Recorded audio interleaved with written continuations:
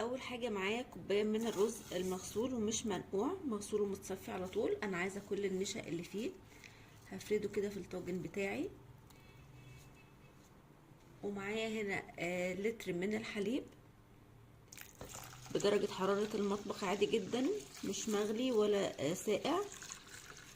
هخمر فيه الحليب بتاعي او هنقع فيه الحليب بتاعي مده ما تقلش عن الساعتين. هسيبه على جنب يتخمر براحته خالص او يتنقع براحته خالص. دلوقتي بعد ما الرز بتاعي سبته يتخمر او يتنقع براحته مده ما تقلش عن الساعتين زي ما قلنا، شايفين بقى لونه ابيض جدا لانه شارب كميه حلوه من الحليب اللي انا حطيتها او اللبن اللي انا حطيته. دلوقتي بقى هعمل ايه؟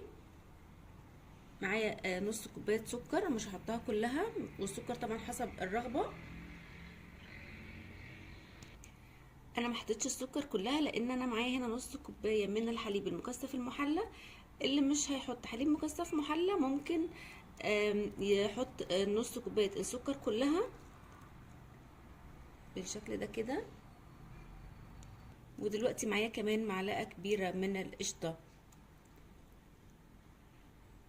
زي ما احنا حابين، قشطه من وش اللبن او قشطه من السوبر ماركت او قشطه من عند اللبان المتوفر عندنا. واخر حاجه هحط معلقه واحده بس من الزبده السايحه بالشكل ده كده، ورشه بقى من الفانيليا، ويا ريت تكون فانيليا بودر مش سايله، لان اكتر الحاجات العربي زي ما احنا عارفين بتحب الفانيليا او بيليق عليها الفانيليا البودر مش السايله.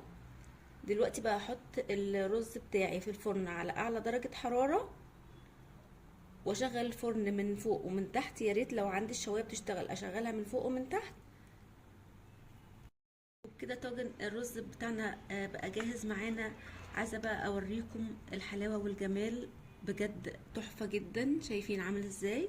شايفين من جوه قد ايه مستوي، على قد ما مستوي وطري جدا وناعم جدا زي ما احنا شايفين كده، على قد ما انه مفلفل ومفيش ولا حبايه رز ماسكه في التانيه. شايفين بقى الحلاوه والجمال ده؟